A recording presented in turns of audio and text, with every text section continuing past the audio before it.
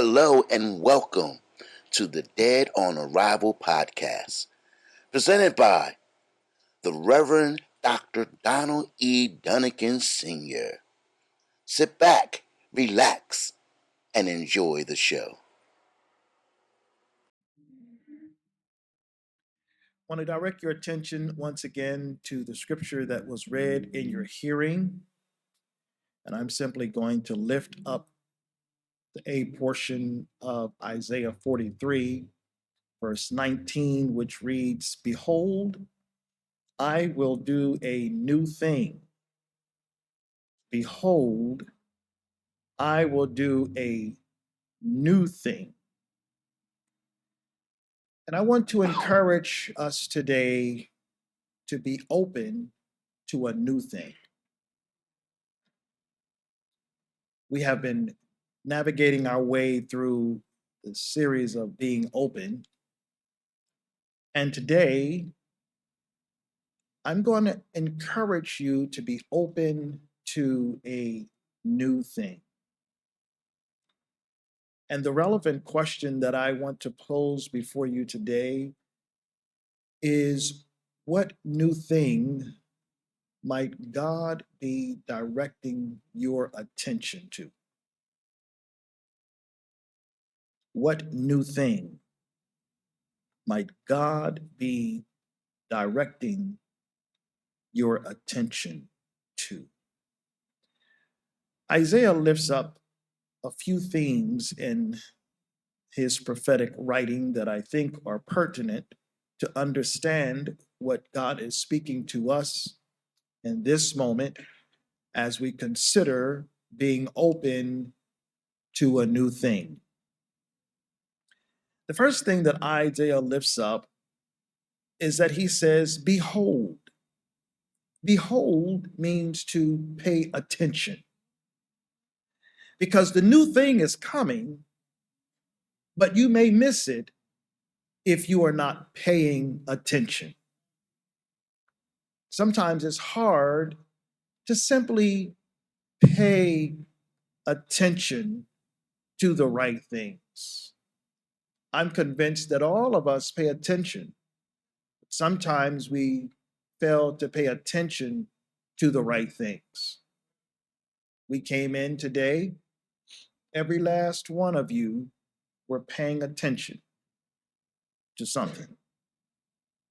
I'm not sure what you were paying attention to, but you were paying attention to something. And Isaiah lays the foundation for what it is that we should pay attention to in order to fully or more fully grasp the new thing that God is speaking to and through the prophet for the people of God to experience. The first thing he wants us to do is to pay attention. Pay attention. Pay attention to the cosmos. Pay attention to the world. Pay attention to God's creation. Behold, I am going to do a new thing, but you need to pay attention. Pay attention to the God who has created this world, because there are times when you find yourself wondering if God is aware of you and your situation. But Isaiah said, pay attention to the cosmos. He says, look at the world, and there is something you would discover in Isaiah chapter 40, verse 26. He says, lift up your eyes, pay attention, lift up your eyes on high. And then I want you to see who hath created these things, who's brought them out by number. Pay attention that God is the creator of the world. God is the creator of the world. Pay attention that God has created the sun and the moon and the stars. God has created the valleys. and the mountains. That's what he says. He says in verse 4, every valley shall be exalted and every mountain shall be made low. God is the creator of the flowers of the field. God is the creator of the grass. God is the creator of the wind. God is the creator of every good thing. God is the creator of the heavens. God is the creator of the spans of the heaven. God is the creator of the dust of the earth. God is the creator of the weight of the mountains. God is the creator of all of the hills. God is the creator of all of these things. Therefore, pay attention to what God is speaking to us through the things he has put in our sight. The world is the greatest teacher that you will ever encounter. You will never encounter a greater teacher than the sun and the moon and the stars and the wind and the water, because they are telling us a message that God is sending to us if we would but pay attention. Isaiah says, pay attention to the cosmos, that God is the creator. Now, once you understand that God is the creator, he goes on to say, now pay attention to the fact that God is not only the creator, but that God is connected to his creation. For the earth is the Lord's and the fullness thereof, the world and they that what? Dwell therein. He says, lift up your eyes on high and behold who hath created these things that bring out their host by number. I love this. In 40 verse 26, he says, and he calls them all by names. Imagine that. The creator, he calls the host of the stars in the sky by name. He calls the host of the angelic beings by name. And just so that he won't forget your name, he's written it in the palm of his hands. He knows you by name. He is the creator. So you got this great creator up here who has created this vast universe, but he's also connected to his universe. And he knows us by the greatness of his might, for that he is strong in power. Not only do we pay attention to the cosmos, the world, not only do we pay attention to the world because the world teaches us that God is the creator, not only do we pay attention to the world because the world teaches us that God is connected to the world and they that dwell therein, but we must also pay attention to the fact that God is in control. Now, Isaiah is laying the foundation for us to embrace the new thing by first instructing us to pay attention, because God did something new this morning.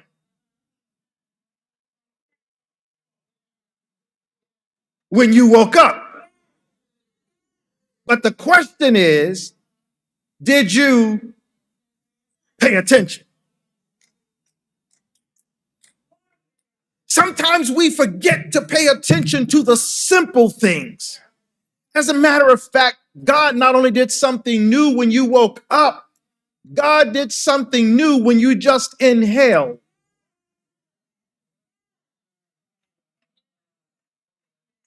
But the question is, did you pay attention?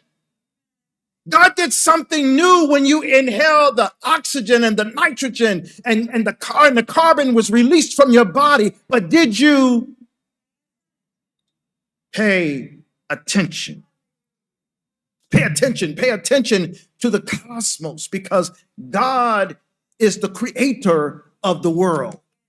Pay attention to the cosmos because God is connected to the cosmos. Pay attention to the cosmos because God is connected to the people in the cosmos. Pay attention to the cosmos, to the world, because God is in control of the world. God is in control of nature, but God is also in control of history. So Paul says, so Isaiah says, pay attention to the cosmos, but not only pay attention to the cosmos. He says, you need to pay attention. Behold, who has comprehended the dust of the earth in a measure, and weighed the mountains in scales, and the hills in a balance? Who has directed the wind, the spirit of the Lord? Or who was God's counselor that has taught him anything? You know what blows my mind is how God created us in his image. So Isaiah writes this question: who has measured the dust of the earth? And do you know there are some scientists that have actually attempted to measure the dust of the earth? And what they have concluded is there's about 17 million elephants worth of dust in the earth. But they were smart enough to say and acknowledge this is our best guesstimate. They also tried to measure the weight of the mountains. And they concluded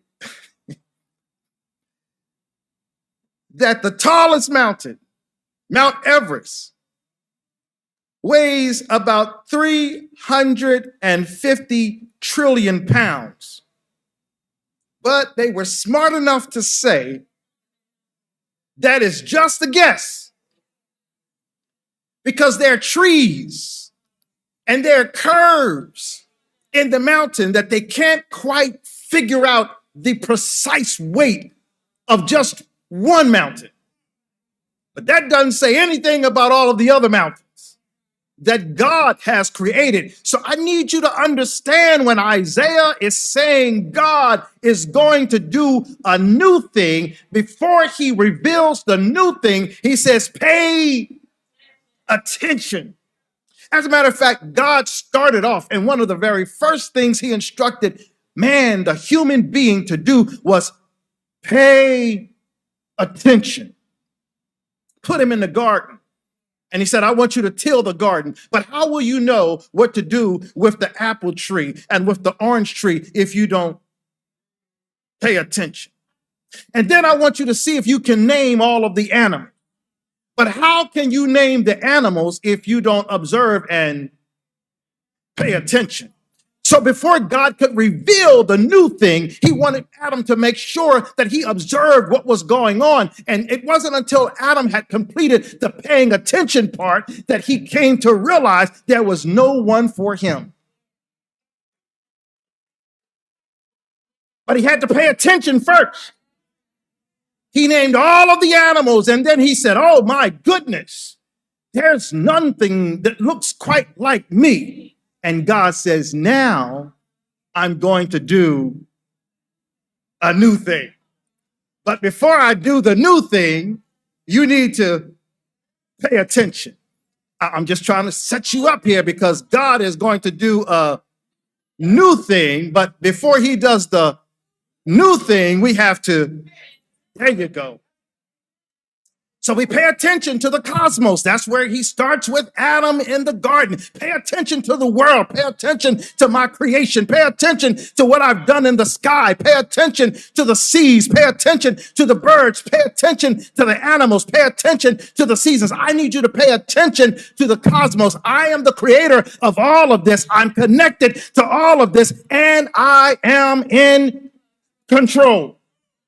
Now, if you get that, it makes it a little easier to understand how God is going to do a new thing in the midst of your current circumstances. Are you following? So in chapter 40, he says, pay attention to the cosmos. But now in chapter 41, he says, pay attention to your circumstances. Because if you can understand that I am the creator of the cosmos and that I am the one who's in control and that I am connected to everything that's in the world, then it makes it a little easier for you to understand that I am also in control of your circumstances. And in other words, you are not where you are by accident. Your journey was not an accident. Your circumstances are not an accident. The situation that you find yourself in right now is not an accident. And so when I asked the question, you all were crying, but the question was, what new thing is God directing you to pay attention to? Because God is always doing a new thing. But if you are not aware of God's work and his activity and how he works in the cosmos and how he works in our circumstances, we might just miss the new thing. So the God of comfort in Isaiah 40, comfort ye, comfort ye. Behold, I understand where you are, but I want you to understand who I am. And who will you liken me to? Who can you compare me to? Have you not known, have you not heard that I am the creator of all of the earth, that I am the one who sit high and look low, that I am the one who put people and princes in positions, and I arrange circumstances to accomplish my great purposes. But I want you to understand something. I'm about to do a new thing. So, but they had a question. They said, how can the God of comfort also be the God of our chastisement? That's what we're trying to figure out is if I am being chastised, if my circumstances have me in an oppressive situation, if I feel like I'm being depressed and oppressed and suppressed, I don't understand how the God who loves me, the God who comforts me in Isaiah 40, can also be the God who is able to walk alongside me when I am being obstructed and oppressed. I'm trying to work this out. So in order for me to recognize the new thing, I got to pay attention. I got to pay attention that God is in control of your circumstances. I don't understand why God allowed this oppressive situation to happen in our culture. I don't understand why God allowed this oppressive situation to happen in our nation. I don't understand why the violence is raging. I don't understand why there's so much injustice. But I want you to understand what God is trying to get us to understand is that God is in control of our circumstances.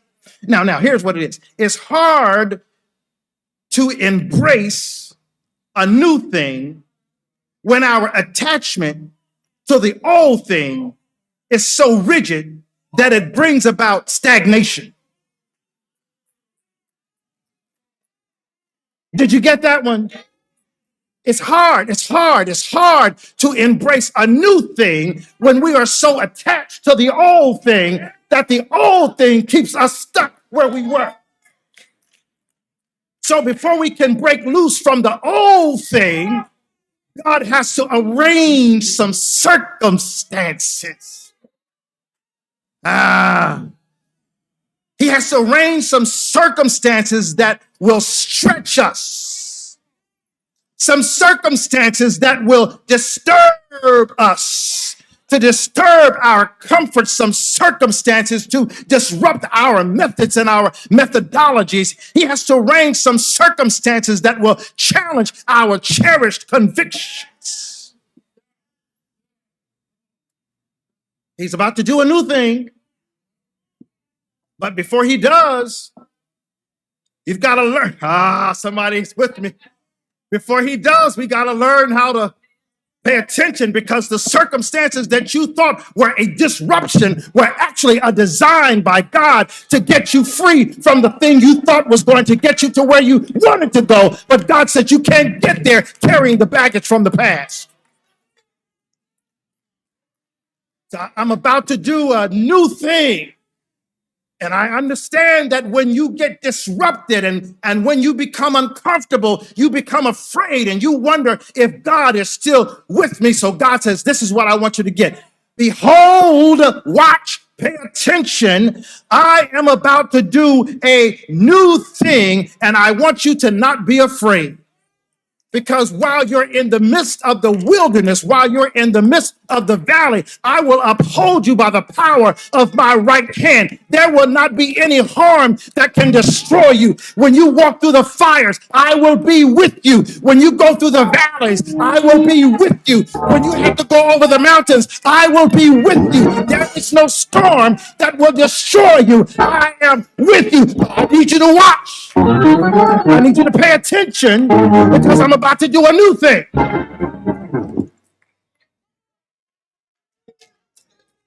Can I make this plain? I remember, this is very, very practical. And I have Deacon Moore here with me, and I have Dr. Dennery here. We were trying to figure out before the pandemic how to do a new thing of getting our members connected to the church. So we had an old way that we were teaching new members classes. And then we started working on a new way. But before we could get the new way finished, the pandemic hit. And then we were able to get back together. And it took us a year in the wilderness because we didn't want to go back to the old thing, but we hadn't yet developed the new thing. So we were having members join, and they were in limbo. We joined, but no one's told us much of anything about the church because we were in an uncomfortable situations. And here's what I'm trying to get you to understand. That while you're in the middle of the neutral zone,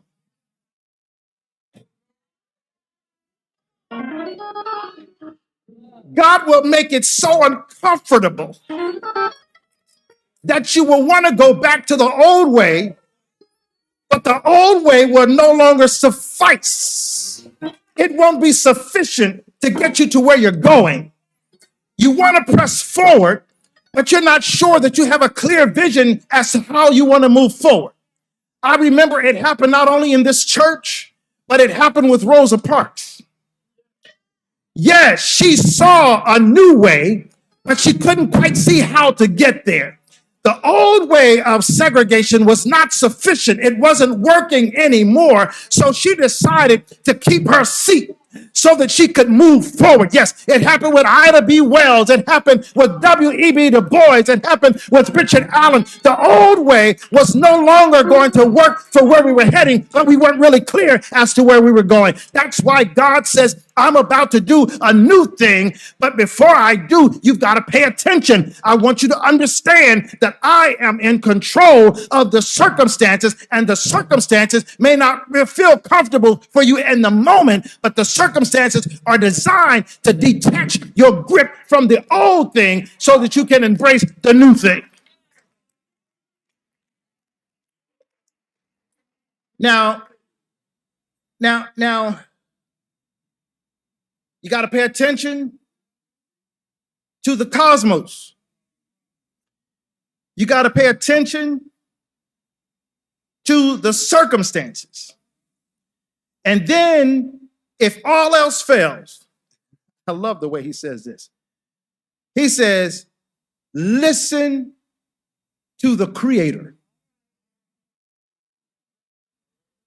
If that's not enough, you've seen my display of power in the universe. None of the other gods of Marduk were able to create the universe. They had a god, a pantheon of gods. Some gods could control the water. Some gods could control the sun. Some gods could control the moon. Some gods could control the crop. But God says, listen, I'm the God of all of that stuff. All of them other things that they're called God that they think is going to make it happen, all of the things you think are going to bring you fulfillment, all of the things you think are going to bring you happiness, all of the money that you think you need to make in order to feel fulfilled, all of the big fine cars you need to drive in order to give you status amongst everybody else, all of the beautiful clothes you need to put on your body to make you feel like you're somebody. God says, I made the flowers that look more beautiful than all of Solomon's wonderful wardrobe. I made the sun that shines when I call it to shine. I made the moon that brings light in the midst of dark situations. I made the valleys that can hide you when the storms of life are passing over. I made the mountains where you can run to the rock that's higher than I. I'm in control of all of that. So I want you to listen. The way to experience the new thing, the first thing you got to do is learn how to honor the function of the old thing.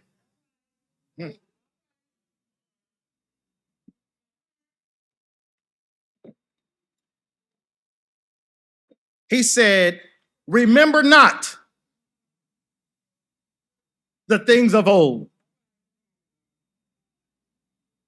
Oh my. How many of us like to go down memory lane? We like to go down memory lane.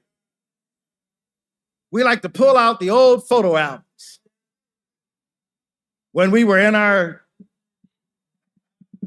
them years. And just remember when. We like to pull out the old photo albums of the church when the youth were beaming and going to skiing trips and bowling trips and amusement parks. And now we can't even find an amusement park. And if we do, we're not getting on the roller coasters anymore. We like to go down memory lane, but the memories have a function.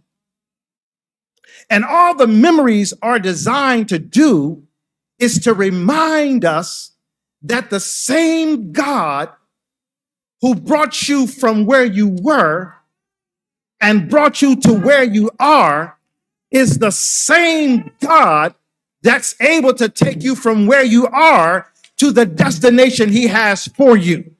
Behold, I will do a new thing. Now, I'm just about done because I want you to really get this, but I want you to see this. That the new thing is learning how to re-envision the old thing.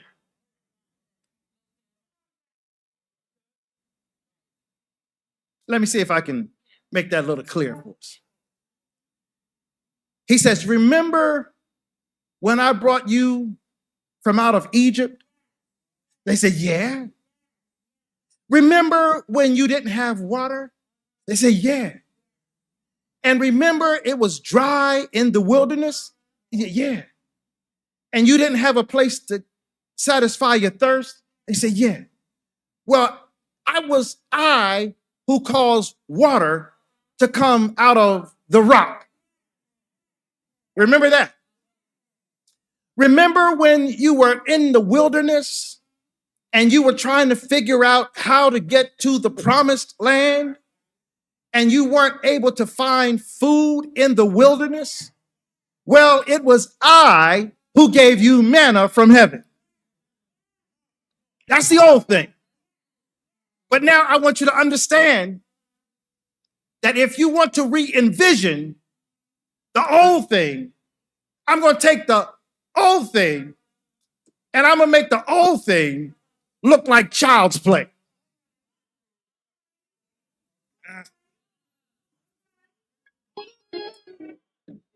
Some of us are stuck in the past. You're carrying some past pain. Somebody hurt you. You had a need that wasn't met. Somebody abandoned you. Somebody left you all to your own. And God brought you through that wilderness.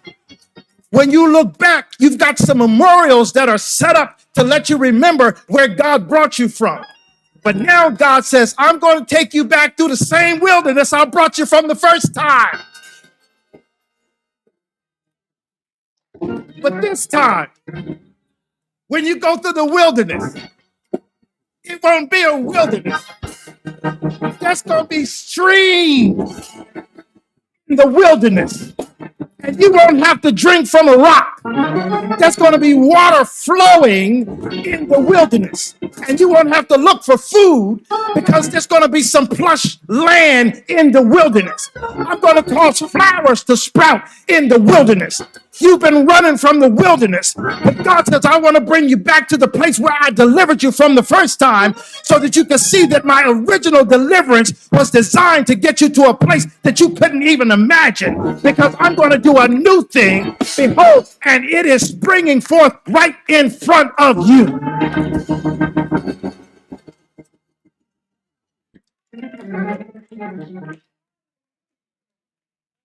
So, to get to the place where you can embrace the new thing, the first thing you got to do is you've got to find the proper function for the past. And the challenging thing here is that now you have to learn to re-envision who you are in the presence of God.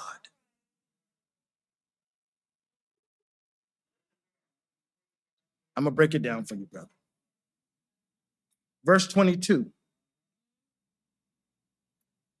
It says, but thou hast not called upon me, O Jacob, but thou hast been weary of me, O Israel.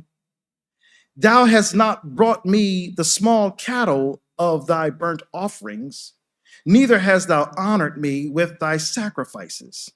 I have not caused thee to serve with an offering, nor wearied thee with incense. Thou hast brought me no sweet cane with money, neither hast thou filled me with the fat of thy sacrifices. But thou hast made me serve with thy sins. Thou hast wearied me with thine iniquities. Can you imagine what God is saying? I've asked you to pay attention to the creation. That I am the one who has created the cosmos. That I am the one who's connected to you. I call the stars by name. I know who you are. I have not forgotten you. I need you to pay attention to your circumstances, that I have put you in the circumstances you are in so that you can learn to trust me in the good and the bad. All I wanted ever to do was to love you. And all I wanted you in return to do was to love me. But you held on and maintained your status as a victim.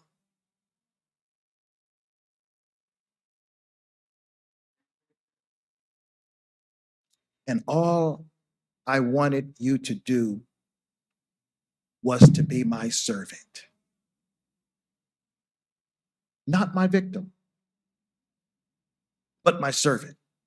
Sometimes we can't give God our best because we are so stuck in the past that we have forgotten to recognize what God has created us to become. He's created us to become so much more than what we are. See, if you could walk with me for just a moment, imagine what would happen if this building was completely filled up with people. That's hard to imagine, huh? Some of you are looking like, we can't go there, Pastor. We can't go there. And yet God has called each one of us to share with somebody else how good God has been. And if you tell the story of where God brought you from, your story will be an inspiration to bring someone else along. That's what he was telling the nation of Israel to do. If you just tell somebody how good I have been to you, it will cause the Gentiles to come running to me. That's what he says in chapter 44. We didn't get to 44 and 45, but he said, because you haven't done that, I'm going to now reveal myself to the Gentiles so that they can begin to praise me in a way that you ought to praise me based off of what I've done for them, nowhere near what I've done for you. And you can't seem to envision the new thing that I'm seeking to do through your life. Oh, that's a prophetic word, Pastor Dunnigan. That's a prophetic word. The new thing that God is seeking to do is to have babies crying in the midst of the worship. Oh, y'all missed that. Talk about circumstances. Bring it back in here, Melanie. Yeah, the new thing is that God is seeking to take what he's poured into you to pour it into someone else so that they can see the goodness of the Lord. I'm about to do a new thing when you recognize that you are not abandoned. You are not abandoned. You are actually blessed. Oh, yeah, you are blessed. And you are so blessed that you can forget to let somebody else know just how blessed you are. You don't know who came into this church today carrying a burden that they felt they couldn't bear, but they pressed their way to get to this place. And because you stood up and started to praise God, they looked at you and said, well, I know she's going through something, but somehow she's still able to praise God. It must be something about praising God that brings forth a breakthrough. That's what he said. He says, I have put your sins behind you. And all I'm asking you to do is move away from becoming stagnant in your worship. Move away from becoming stagnant in your service. Move away from becoming stagnant in your thought processes. Move away from becoming stagnant in the way you are living your life. All I'm asking you to do is to be open to a new thing. A new thing. God is doing a new thing. Behold, pay attention. It's sprouting up right before your eyes. See, he's sending out an emergency SOS call right in the midst of what we're doing. SOS, it's a new thing. Will you respond to the call? Thank you for joining us. See you next week. We upload our podcast every Sunday at 7 p.m. Thanks again, and have a great day.